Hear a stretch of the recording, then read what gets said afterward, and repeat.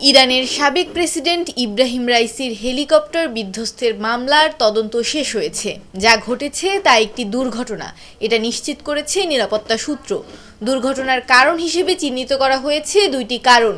এর একটি হলো আবহাওয়ার অবস্থা অনুপযুক্ততা এবং হেলিকপ্টারটি ছিল ওজন সামলাতে অক্ষম। এর ফলে এটি একটি পাহাড়ে বিধ্বস্ত হয়। বার্তা সংস্থা রয়টার্স জানিয়েছে, তদন্তে বেরিয়ে এসেছে ওই হেলিকপ্টারটি নিরাপত্তা প্রোটোকলের অনুমতি উপেক্ষা করে ধারণ ক্ষমতার চেয়ে 2 জন লোক বেশি বহন করছিল। হেলিকপ্টার দুর্ঘটনার বিষয়ে চূড়ান্ত প্রতিবেদন দাখিলের পর এসব তথ্য জানা যায়। গত 19 মে একটি বাঁধ উদ্বোধন করতে আজারবাইজান সীমান্তবর্তী এলাকায় গিয়েছিলেন রাইসি।